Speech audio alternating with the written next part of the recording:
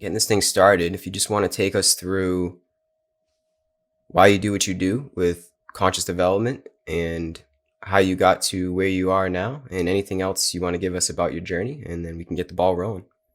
Yeah, sounds good. Actually, really interesting question always, because when I think back, it becomes obvious to me that there was like no point in time where I specifically chose like, okay, that's the direction it's going to go in. Things happened quite organically for me. So I started out being interested in philosophy and more specifically Alan Watts stuff. Mm-hmm. And then also when I started studying mechanical engineering, I was like randomly searching for ways to improve concentration and be better at studying, and somehow came through some websites that suggested meditation. So I picked up the habit of meditating in the mornings, and just for like very practical reasons of like, okay, I want to be able to concentrate better, because I observed I had some issues there, constantly being distracted, not being able to like study for very long. Mm-hmm. And it helped a lot. And after like doing that for a few years and listening to Alan Watts, I kind of found like it changed my life in like real tangible ways. So I came to that point where I said, let me just share this stuff on YouTube. I was originally starting to like take specific Alan Watts quotes out of his longer talks and uploaded those to the channel. And but then quickly ran out of like content, and was also more interested in other stuff and went deeper into meditation. And then this just got started by me saying, okay, I'm just going to share whatever I discover through meditation or other spiritual practices. And yeah, that's how this evolved into now conscious development. I see.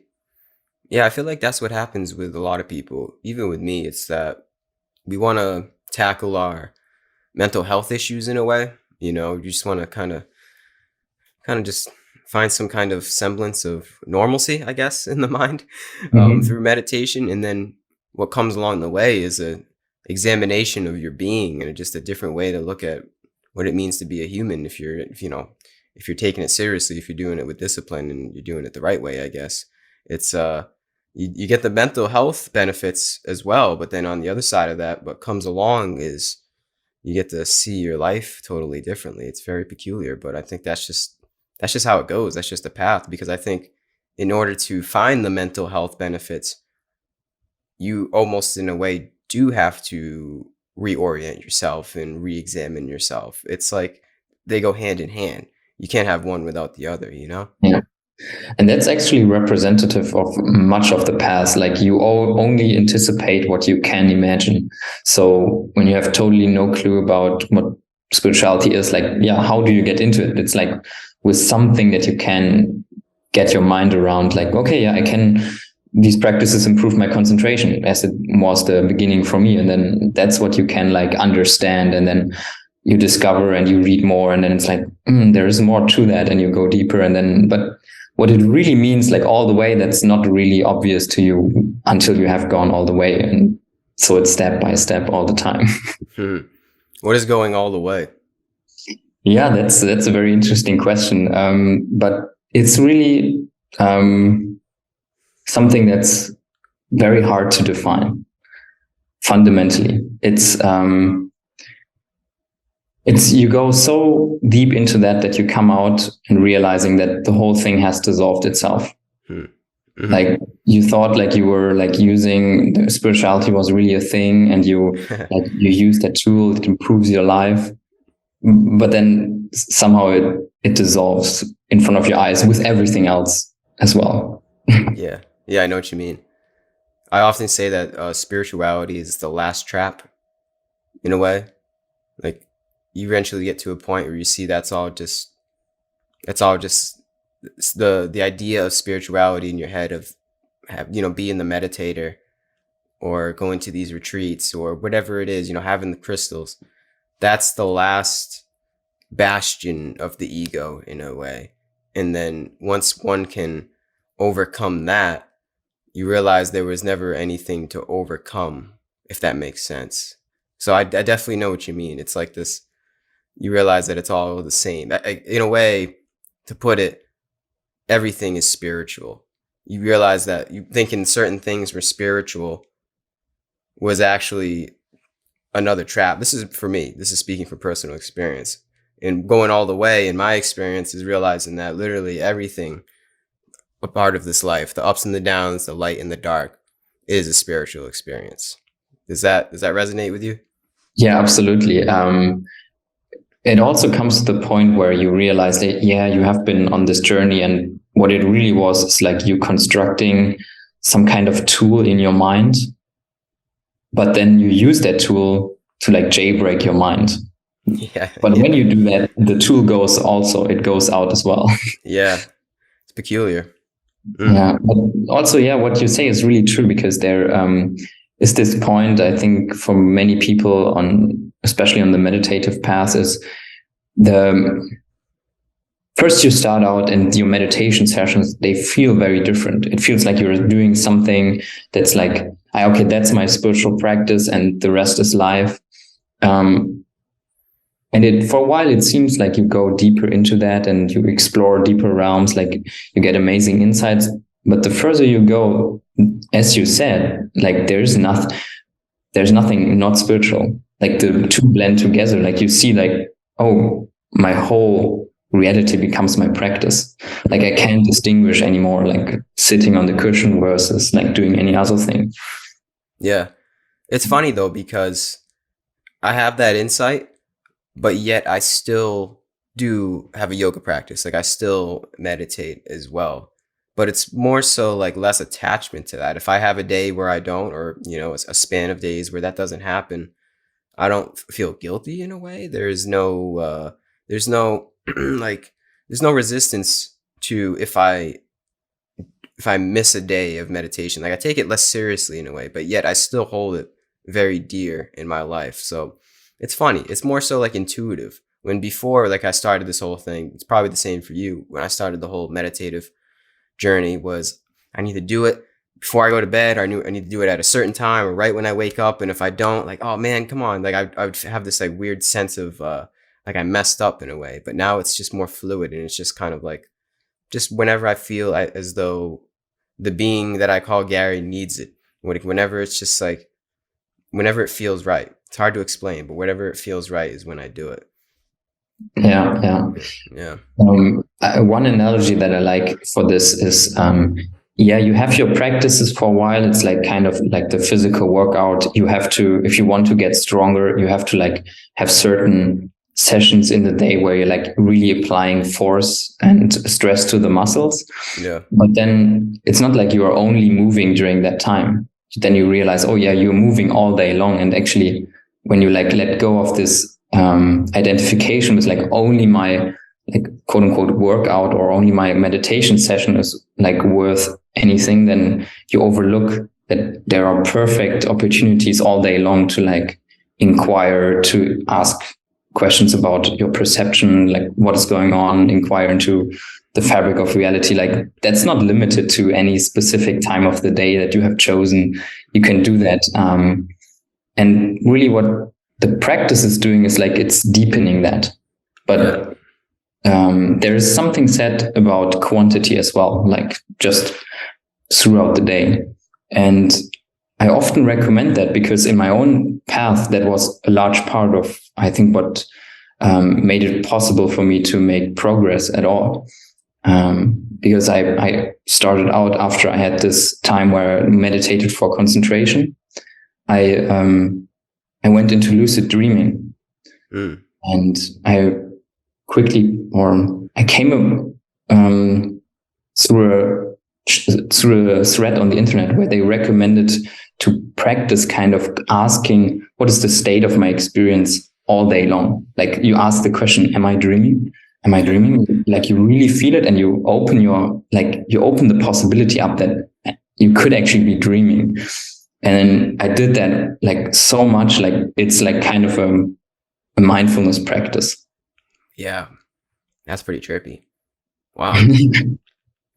Are we dreaming? Yeah. In a way, we are. In a way, it is dreamlike. And that's why they call it waking up. Because we are in this like sort of dreamlike state.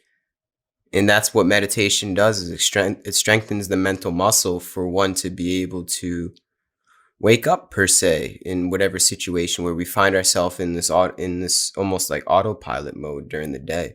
And that's the true test. If you can be mindful in whatever happens during the day, then you're doing the right thing, I guess.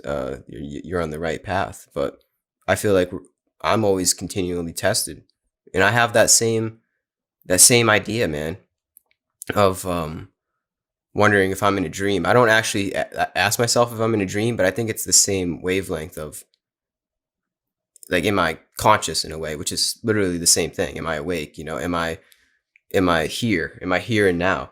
Is a constant checking in that happens during my life. But yeah, that's the test, man. I feel like it's an everyday thing that I always have to check in with myself. I mean, do you think there's some individuals that you just don't have to check in? Like you're constantly not, how do I put this? You're constantly awake, I guess. I mean, I don't know. Is that enlightenment in a way? It's like you're constantly awoken from this illusionary state of the ego, I guess you could say. Um, I felt that you pointed at something really important there, Mm-hmm. which I want to like emphasize a bit more, which is actually what's going on when you ask yourself, are you dreaming? The real thing is not about like, are you actually dreaming? That's not the point. The point is to get out of the habit of thinking that you actually know what this is. I You see. know, usually most people go through their day like really sure about what it is that they experience, but they haven't thought it through to the bottom. Like it's very surface level Yeah. interpretations. Like, yeah, I'm a human being in this world, and the Earth is so and so, and it's so old. Maybe they know something about biology or physics, and Mm-hmm. that's kind of shallow level, and they never question that. Yeah. So it's not really about how you question that. It's that you get into that state of, oh yeah, actually, I acknowledge what the fuck. I don't know it. I don't know it like Yeah. at all. Yeah, exactly. So it's not even about what the question is, it's just the simple fact of questioning. And that, in a way, is waking up from the dream. And the dream is the narrative, right? The narrative that we tell ourselves. Like you said, I am X, I am Y, I am Z, whatever label you want to put on yourself. The dream is whatever the mind wants to say, pretty much in a form of language. And then waking up in a way is really just being curious, being wondrous of what it is to be a human being. Because I don't think anybody really knows. Nobody Yeah. really knows. And if they did know, they wouldn't be able to convey it with words. So, yeah, man, I get that for sure. It's just a simple fact of curiosity. And the dream state is just telling yourself that you got it figured out. Yeah, and the thing here is with the practices, what really takes this to another level is some faith that actually the answer is possible. Like this is possible to solve. Like, yes, you start out not knowing and like acknowledging that you don't know. That's a really, really crucial first step because most people never even get there. Like they think, yeah, they never question deeply enough to come to the point of realizing that, oh, yeah, I really actually don't know. And then when you have like come to that point, you have really, at least for yourself, clarified that you have cleaned out, like there's no other possibility, like I have no answer. And then the screen is blank or the slate is clean, the plate is clean. You can then build on top of that and like actually inquire into what it is that reality actually is. Mm-hmm. And then, yeah, the journey actually starts there. Yeah. Would you say the answer in a way is knowing that we'll never know the answer in a rational form? Actually, no. There is a rational knowing, but only for yourself once you have discovered this. So Like, only for yourself, that is like a direct experience of knowing, but you wouldn't be able, like, you can't give it to me. You can't give the knowing to me or anybody else. yeah, exactly. Like I could put a word onto this, like, or a sentence like, okay, reality is emptiness. Mm.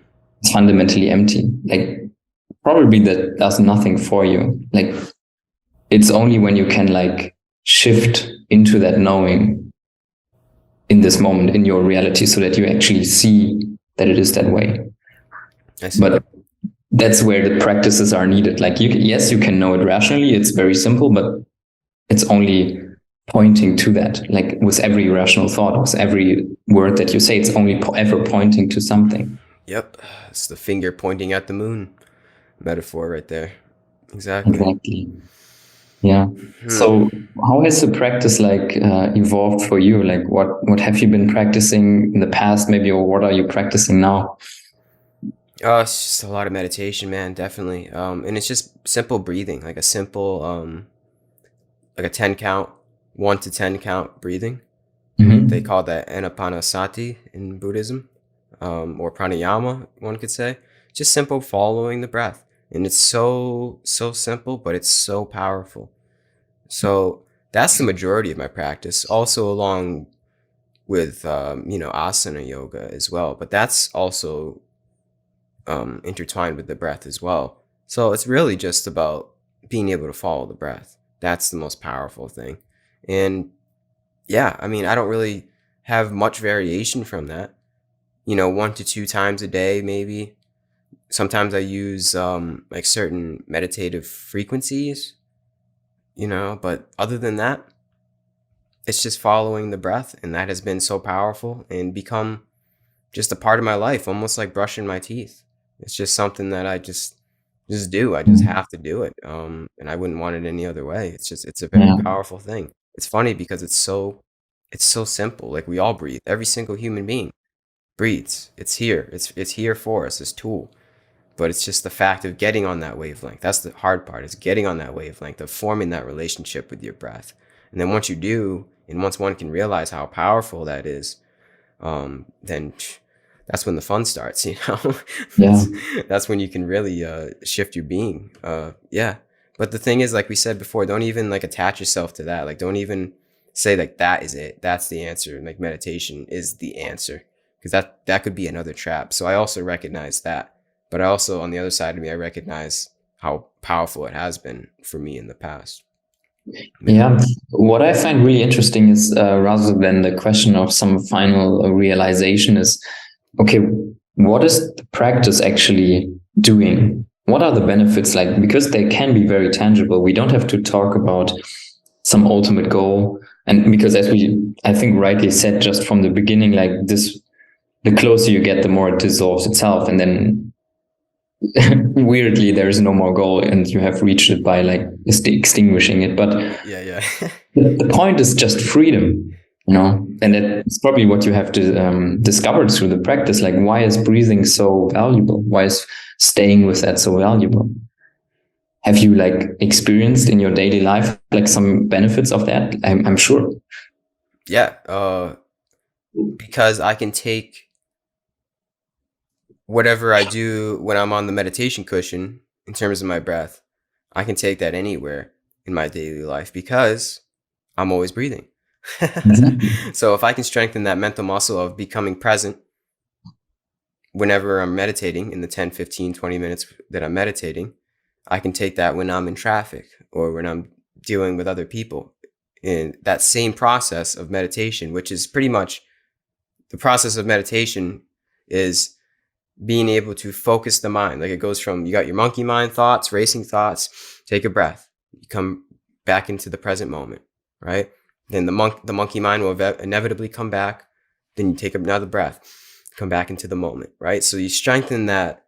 It's that like, yeah, it's that mental muscle, being able to just hone in and align yourself in the moment. Well, if you can do that in the meditation cushion, ideally you're going to want to be able to do that in your daily life. And that's what I found. And that's freeing to me because I don't get sucked into the drama. I don't get sucked into the illusion of Maya, one could say, of the outside world, because I can always, ideally, no matter what happens, come back into that into the present, into that here and nowness. So yeah, if you want to talk about tangible benefits, it's that. It's just being able to, I guess, handle whatever happens in my life a little bit easier. Yeah, exactly. And this is the test, like life for your level of freedom or enlightenment. Even in Zen, they have this teaching that when you really are convinced that you are enlightened or reached the goal of meditation, they say wait 10 years and then see if life can like pull you back in and trigger you and like really challenge your level of freedom that you have thought you have gained. And yeah, exactly right. As you say, like the meditation lays the groundwork, but then suddenly you realize, oh, the situation, a similar one that I had in the past, it would have triggered anger, frustration, sadness, or just restlessness, or whatever it is that challenges you during the day. And suddenly, like your mind goes, instead of to that, it goes to, oh, wide open, there's the breath. It's no drama. And so that's really, really beautiful. If that happens to you like spontaneously, that's really beautiful. Mm-hmm. Yeah, it's about that. It's about reacting differently in the moment. It's about having that split second discernment in the moment. And that's what really matters, is being able to not be unconsciously reactive. So then, I could do something that is, one could say, bad karma to somebody else, and be able to come back to that peace and react from that peace, react from that stillness in a conscious manner. And whatever happens in life, it's circumstantial. It depends on whatever's happening, but it's being able to have that discernment wherever I go, and in a way that is freedom, because you have the freedom to act accordingly how that deep down sense of you wants to and should act. It's that deep down sense of, yeah, you have free will, but you're going to use that freedom to act more lovingly, in a way that is compassionate toward other people.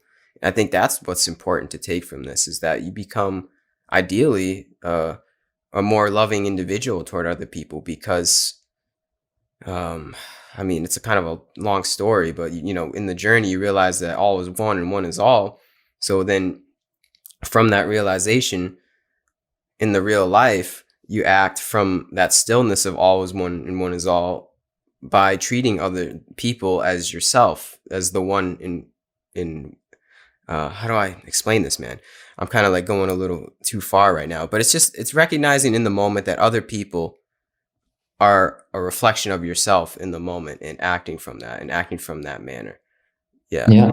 In the very deepest sense, that's what you discover, that like if you go through that journey and you have made the effort to discard everything that you are not, and you arrive at like that last thing that you can say, that I'm that, then you discover that it's so fundamental that it's the same in everyone. Mm-hmm.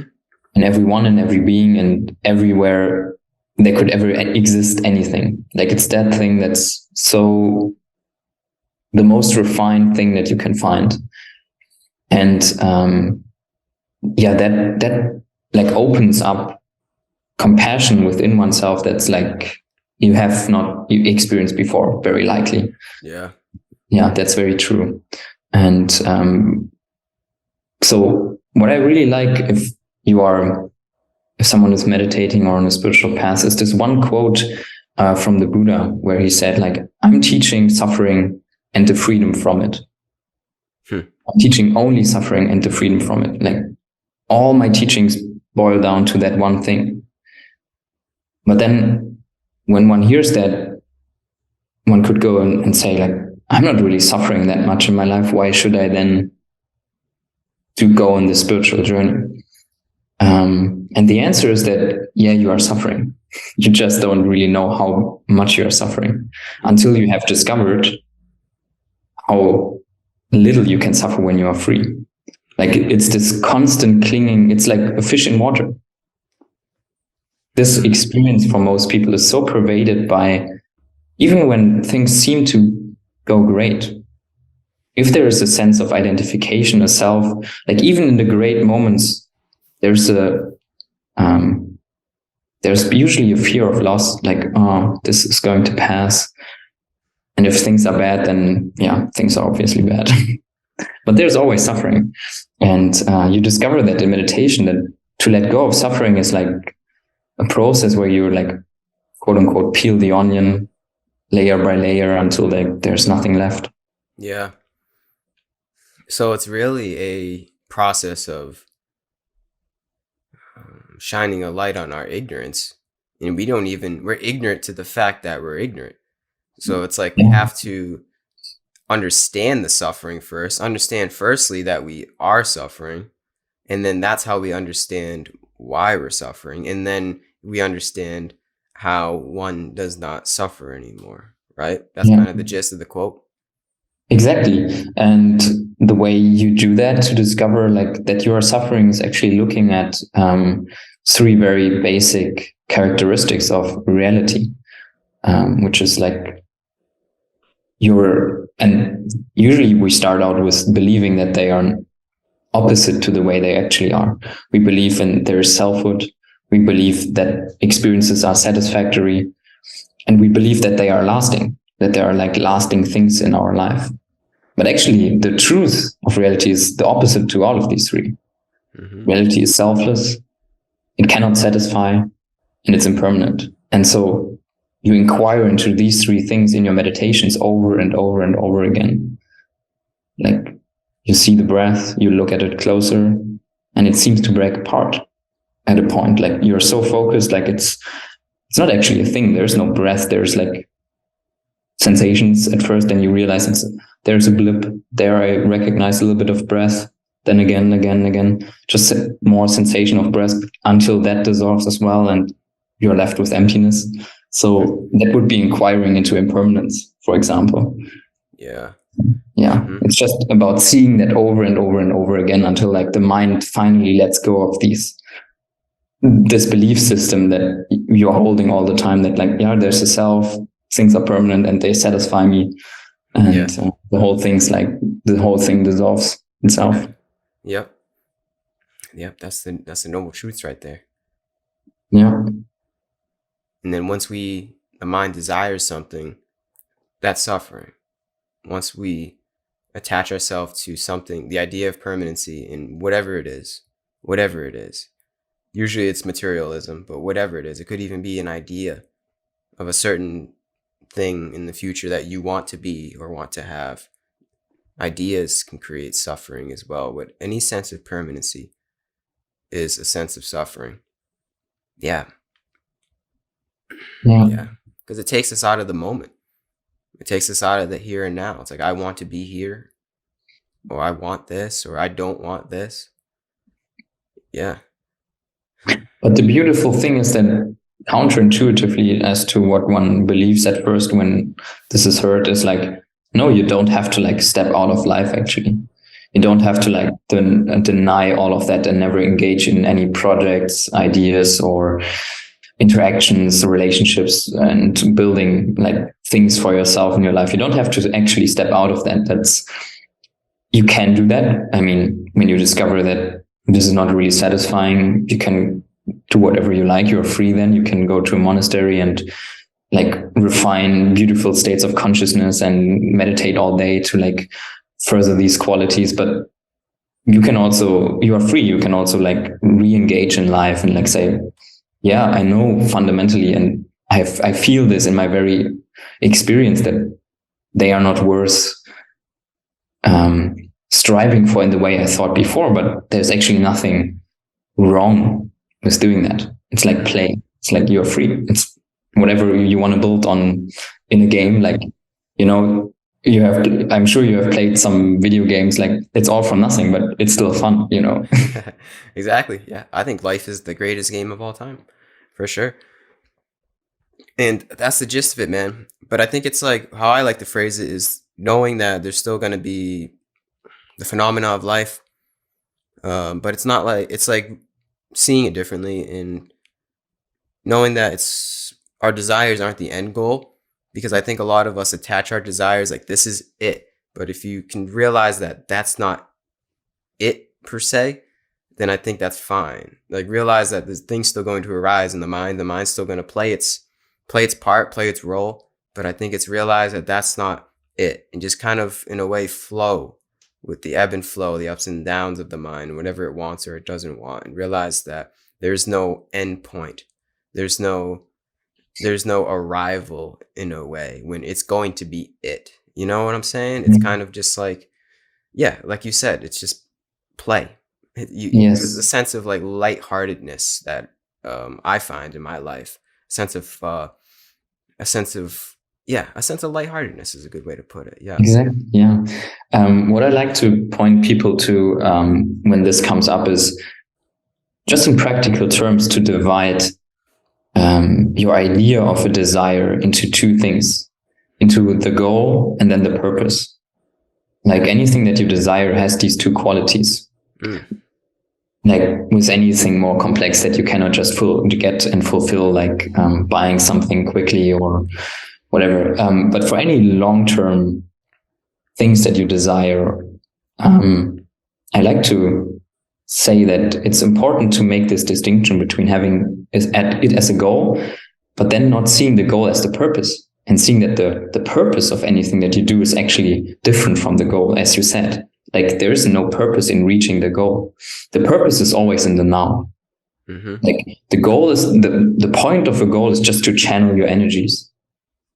Like, you're always now, you're just whatever this now is doing, you're channeling it towards one thing. But reaching that goal is not the purpose of what you're doing. The purpose is just whatever you experience now. Yeah. Yep. That's a good way to put it. I like that. Did you come up with that? Because that's good. I have to say, I'm not sure. I'm pretty sure it was put in my mind at some point, or I'm pretty sure it's not all my own. I like that though. That's good. Yeah. Yeah. This, what you said about your practice reminded me of something that's true about the past. Is the instructions can sometimes be very simple. Like you can meditate on the breath for a very long time, and achieve a lot of insight. I mean, there will be, in the course of the practice, there will be a lot of questions, a lot of like things that you say, like a problem that you cannot overcome, things you cannot go subtler, like things are not moving as you think. But the practice is actually very simple, but the implications, as we are talking about now, and the insights, they can be very complicated, very fascinating, very detailed. And so that's why people still are talking about this stuff and writing books about it. It's like, what this means for life is not always so simple. Yeah. Yeah, I know what you mean. Mm-hmm. Yeah, it's it's kind of like the journey is the destination, that cliche. Yeah. I mean, when you discover that like a compassion or empathy is also something that grows in your life, and you think you're less self-focused, and you are thinking differently about others, the world, and your place in it, it's not so easy to come to conclusions about how that is impacting your day-to-day actions. Yeah. It's not easy to say I'm going to spend all my time like volunteering at a whatever, helping the environment or helping homeless people. That may not be the best thing for you particularly to do. Yeah. Helping the world and expressing that compassion and thinking about it can be a process in and of itself. That's true. Yeah, integrating the insights are the most important part, or one of the most important part of the process. I agree. And doing it in a world that isn't quite on that wavelength is the tough part. That's the thing. We don't quite live on, not all 8 billion of us are on that compassionate, selfless wavelength. So integrating it in a wise way is another step in the process. I've come to find that as well. It's very true. Yeah, and it's also true that during the course of this deeper exploration, there can be an attachment to positive emotions. Yeah. Like there can be an aversion to real, honest interaction with other people because of the fear of like negative stuff coming up or confrontation.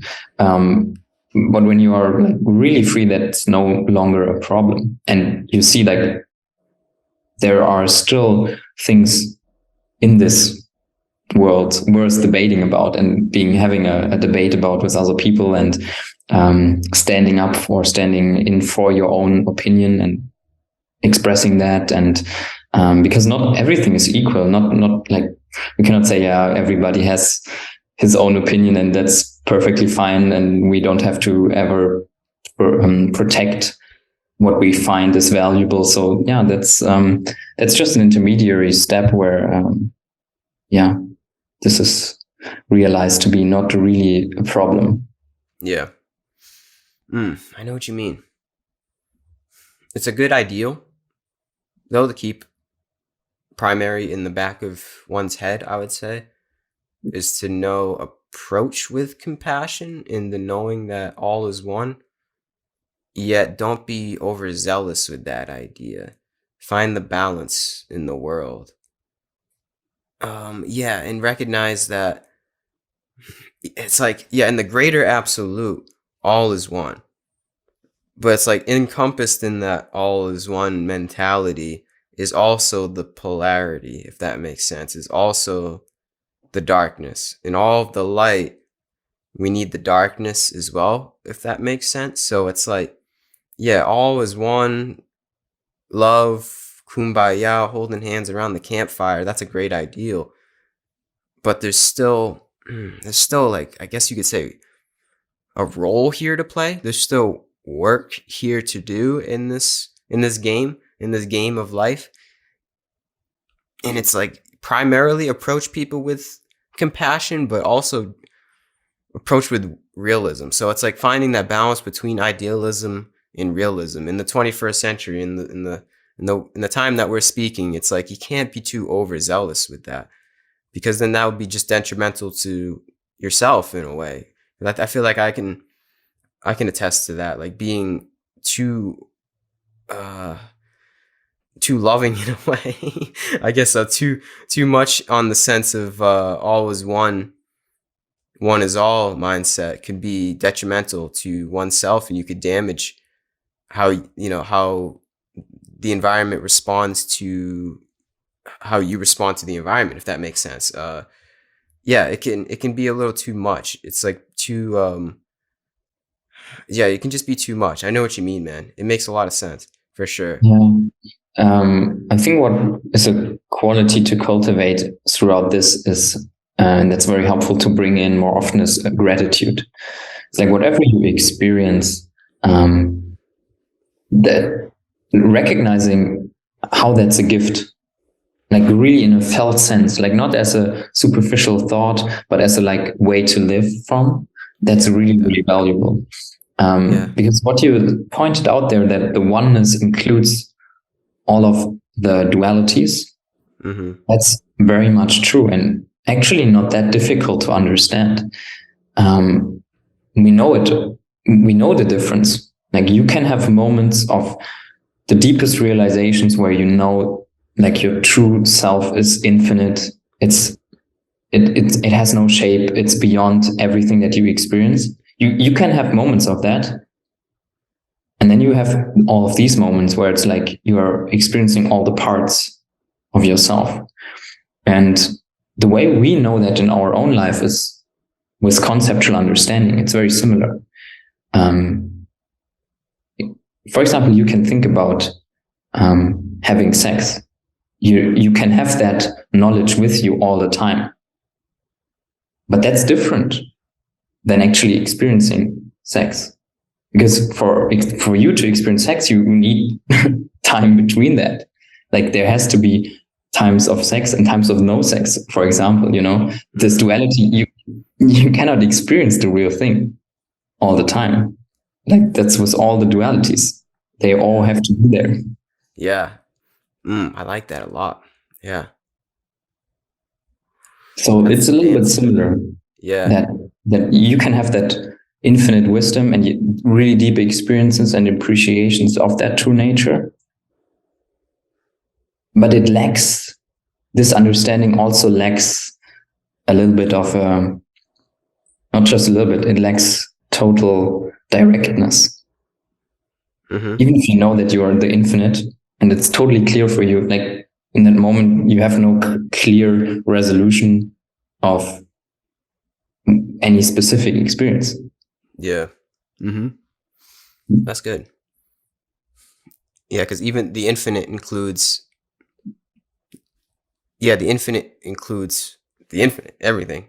So that means it also includes the parts that don't seem like the infinite, if that makes sense. It's like you need the contrast and the polarities within the infinite, like the experience of that to, I guess, appreciate the states of infinite. Like you said with the metaphor of sex, you need the times when you're not having sex in order to appreciate the times when you are so engrossed in sex. And it's funny because even like sexual experiences, it's almost like similar. It's like you're engrossed in the moment. Like you're just in that. Like it's almost like forming this mindset is like forming a very intimate erotic relationship with life in a way, and in the mindset. So yeah, sex is a good metaphor as well. It's like you need the, in a way to put it, like you need the darkness in order to see the light and the dance between the two. Exactly.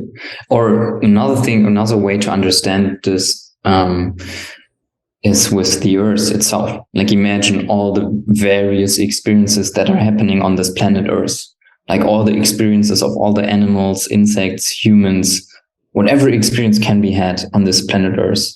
Very detailed, very fine grained. People looking through microscopes, seeing like the tiniest molecules on this Earth, and then up to the largest experiences, and then the experience of an astronaut flying out of space and seeing the whole Earth. Yeah. Like, in a sense, you could say he's experiencing all of that. He understands there's all of this experience going on the Earth. I'm seeing the whole thing, but the whole thing lacks resolution. Yeah. It's not, he doesn't know in that moment what it's like to be an ant or a bird or a human. Like that's only becoming real. Like we are experiencing right now a part of it, like as a direct experience. Mm-hmm. That's powerful. Mm-hmm. It's like it's all one, but there's layers within the oneness, and that still constitutes the infinity. And it's like it's holographic in a way when you think about it like that. Like no matter the size, it could be an atom, it could be a unicellular organism, or it could be a galaxy, but it's all within that sense of oneness, and it's all represents the infinity. And it seems like different layers in a way, but it's ultimately not. And that's what I feel as though like non-duality is that. It's that true sense of, it's recognizing both of those, even though it's not. But the only way that I can kind of convey it in this way is that it's a seeming way, it's a seeming dance between different like polarities in a way, like different poles, but it's not different poles. It's like it's a sense of knowing that infinity is localized in a way. Infinity can be, in a way, like this cup is infinity. I am infinity, but like I am still me, and the cup is still the cup. And it's knowing in our head, if we can recognize that at both times, like recognize that there is the separateness, but there's also the oneness, and that in a way constitutes the oneness. It's hard to convey with words, and I'm not quite the best with the non-dual talk, but I think you can understand, and the listener can kind of understand and grasp what I'm trying to say. Yeah. One thing that I would like to point out for people listening is what we have been talking about the last, I don't know, 10, 20 minutes probably, is only like tangentially helpful in like the real practice. Like that's kind of just philosophy about like whatever you experience. But you have to actually, that's not to be thought about all the time. Like, it can be interesting to get the spark going, the interest, but actually in the practice, you have to let go of that, like attachments to that knowing, to understanding, to the one who seems to be having that understanding, and actually rest in that not knowing that I pointed to at the beginning. That's much more important, to open up, to let go, and deeper into that emptiness that comes from letting go all of that baggage. That's conceptual understanding. Yeah, I agree. Yeah, ultimately we were just kind of playing a game. When you get into these philosophical headspaces, they're ultimately just like a game. I see it almost like a game when I come on these talks with people. It's just like, let's have some fun, let's see where the mind goes, where the two minds go to create almost like this one mind. And ultimately, yeah, it's like, don't even become attached to that sense of knowing, because there is no sense of ultimate knowing in that way, in that kind of way that we're trying to figure it out per se. Yeah. Ultimately, it's like, don't even attach yourself to trying to become all knowing in a way, and don't even attach yourself to becoming unattached, if that makes sense. Yeah, there is knowing, but it doesn't give you the thing that you thought it could give you. Yeah. And Yeah. there is knowing you see knowing for what it is. At a point, it's like, knowing is exposed for what it is. It's not more and not less than whatever it is. Yeah. But previously you thought like, oh, it's the greatest thing and you can use it to understand everything, but that's not possible. Mm-hmm. So how would you, getting kind of back to earth here, how would you explain to somebody that isn't on this wavelength at all, and respectfully so, not saying we're better than anybody, but how would you explain to a layman with pure curiosity what this does for you? How can you explain what meditation and these viewpoints that we just spoke about, how would you explain how you changed? And we kind of already touched upon it, but if you could like sum it up, how have you changed from before these practices and these insights that you've got in a real world point of view? Yeah. One important word that you use there is, if I only do that if the person is curious. Because I have experienced people for whom this has become just a belief system that the ego is clinging to, and they are kind of wanting to defend that, wanting to other people to affirm them for that. And that's never going to work well. So the prerequisite for talking to anyone about that, I have found, is I'm making sure the person is really interested. I can hear sometimes people saying certain things that makes me curious, and I think, this person could be open to that. And then, it's usually very individual. But when I find I go usually the way of asking the question where the suffering in a person's life lies. So I'm asking, what difficulties do you experience? What would you wish to be better? What do you think your life is lacking, for example? And then I see that these things that the people are wishing, I can point them to inquiring into the depths of that wish, of that desire. Like, what is it really made up of? Why do they want this thing actually? Or why do they want this other thing to go away? And then it goes deeper into what are the real motivations? What is driving that? And the components of that very quickly become meditative. It's something to be inquired upon. And then it's easy. The next step is easy to say, now we have found that it's actually not about the thing, but about a feeling or some thought that is bothering you. And then it's like, okay, let's look at that. What is that made up of? Why is that thought bothering you? Or why is that feeling the thing that you are chasing? And so, that's, I think, how I've found most people can understand what this path is about and why meditation actually makes sense. And it is not this abstract thing where you are just checking out and park yourself for an hour on a cushion and fall half asleep. Yeah. So ultimately, it's, summing it up, it's negating suffering. Yeah, exactly. And also pointing out that actually the truth of unsatisfactoriness, where like, yeah, you're chasing these desires over and over and over again. Can you recognize that actually fundamentally this cannot satisfy, and this approach is like doomed to fail? That's the other side of that practice. So, I mean, that's what we all want, right? We're all going through it. We're all struggling.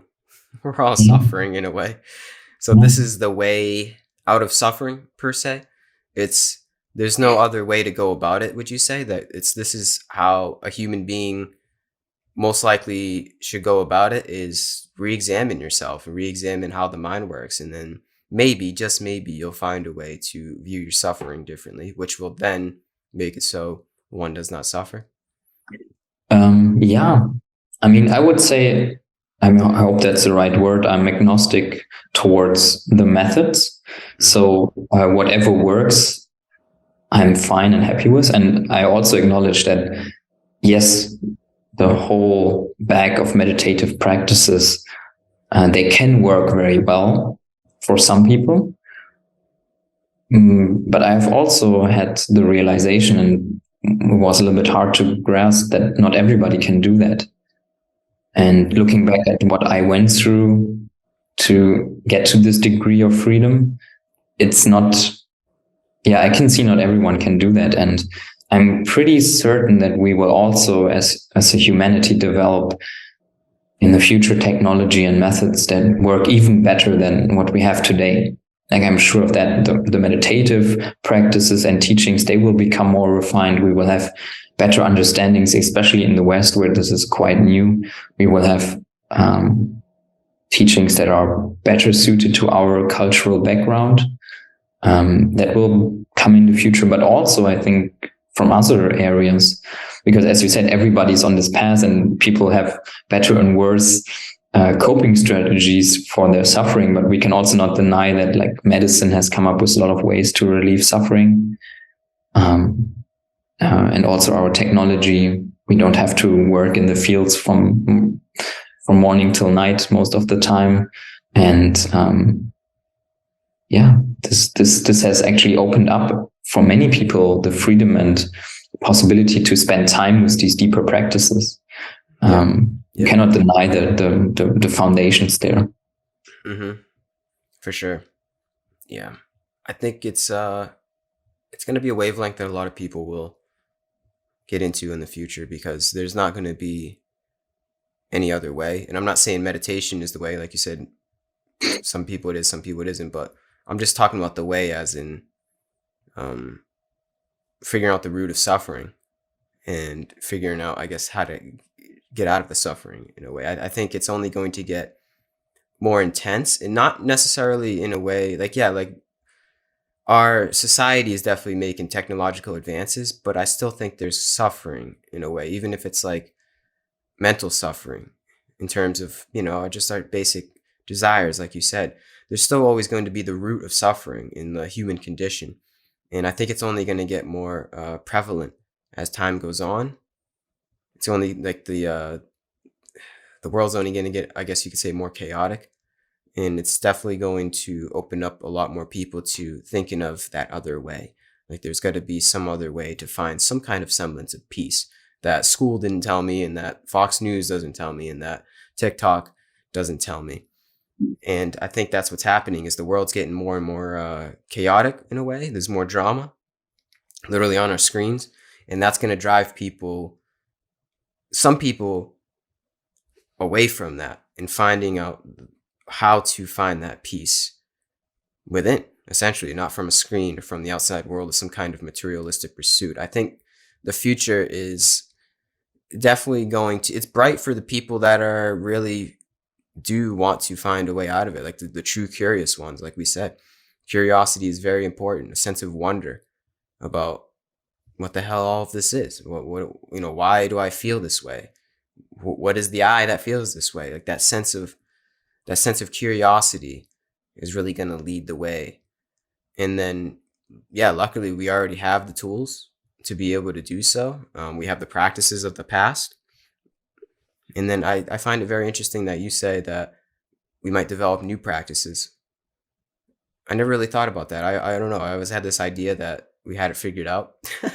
Like the yogis of the past, they got it and they just laid the foundation for us. But that's very interesting to think that, like, yeah, I mean, it makes sense. We're going to have new refined practices from the practices of the past. But Yeah. yeah, I see a bright future for the ones that do want to seek out a way out of suffering per se. Yeah. I'm pretty certain this will happen more and more. But also at the point, it's important to become free of the need for that. Or after a certain point, there will also be a letting go of the need for that, for everyone else to discover this. And because as you discover that ultimately nothing real is at stake, and you are always fine, you're always the infinite, always the one, you recognize that, yeah, there is this freedom to experience suffering, and that's beautiful too. There is this freedom to experience all the variety in life, and people experience suffering, and from that comes the gift of liberation many times. Like suffering is for many the catalyst on this path. And yeah, there's also recognition that that's beautiful the way it is. And yeah, it's a good way to sum it up. Suffering is the catalyst. And it's like we want to find a way out of it, but then we realize the way out of it is just looking at it differently. And it's not going to like disappear per se from our life. There's still going to be, obviously, I recognize in this vessel, I'm going to get old, get sick, and eventually die. That one could say is suffering, but I guess with the right viewpoint, it's a little bit different. It's a little bit different. It's suffering, but it's just there's something, a different resonance in my being about that. And I guess that's summing it up. It's a good way to put it. It's still present, but it's different. I don't know how else to explain it, but yeah. Yeah. In Buddhism, they oftentimes quote this, what's it called? Simile, or I don't know, but it's a story where to explain suffering as two arrows. So suffering for most people is like when they are hit by two arrows in succession. And the first one is hitting you without knowledge that the arrow is coming. It's just coming. It's physical pain. You get a herniated disc or whatever. It's excruciating pain. It comes out of nothing. It hits you. You cannot do anything about it. Physical pain. But then quickly after this first arrow, regular people are hit by a second arrow, which is mind-created suffering. And that's usually much worse. Like they don't experience only the physical sensation, but then there's, again, very shortly afterwards, this whole story of I'm this entity having to suffer this physical pain, and this physical pain is going to mean my ultimate demise, and I'm never going to get to work well again, and I cannot care for my family, or whatever sword story the mind spins. Then that's the whole unnecessary suffering of this second arrow. And with the spiritual practice, like you can avoid the second arrow. Like life, as you said, will always present like painful experiences. Like physical pain is real. Like it's kind of a dissonance. There's a preference for like the harmonic experiences. And so, yeah, that usually remains. Except for in some practices, you refine your awareness so much that you evade basically this worldly experience and spend most of your time in these very, very refined states of deep concentration. I mean, it's fine, you can do that, but there's also all of this, and pain is not as bad anymore if you are avoiding the second arrow. Mm-hmm. Yep. I like that. It's a matter of perspective. Yeah. definitely true. But it's very rich. It's very beautiful. I've found for myself, it has added during many of the practices a lot of energy to the life to experience. It has freed up a lot of energy. That's what I mean. It's like you're not bogged down so much by constant worry about things that are ultimately not real and not necessary. You become free of that, and it opens up a lot of richness in the moment. Yep, I like that, man. It's all about liberation, freedom. Yeah, I think that's how we started this whole thing off, and I think that's a good way to end it. Good way to come around to that. Yeah. So, do you have any last words other than that? Do you want to get off your chest? I mean, if people liked what they heard me talking about in this session, I would invite them to check out my videos on my channel. It's called Conscious Development. And I semi-regularly upload videos with some insights, mostly into meditative practices, but also the philosophical background, as we have talked about today. If people are really curious, I also offer to talk one-on-one with people about their practice if they feel like they are kind of beyond the beginner stage and they have kind of come to points where they are feeling like, okay, I'm not really getting ahead on my own here. I'm a little bit confused. I usually find that some input from someone else who may have gone through similar experiences can resolve that and help people move forward in their practice. So I offer that. And people can go to my website for that. But I'm sure we can link that under the video. For sure. Yeah, definitely. Well, I appreciate your time, appreciate your wisdom, and wish you all the best. Keep doing your thing. You're definitely on the right path. Yeah, thanks, Gary. I mean, it was really, really pleasant conversation. I feel like the practice really has influenced the way you speak, you interact, and I really could feel that. So thanks for the nice conversation. Hope other people also got something out of it. And maybe we can do it again in the future. For sure, man. Yeah, keep doing your thing, like I said, and nothing else to say. Peace out. Namaste. Wish you all the best. Bye.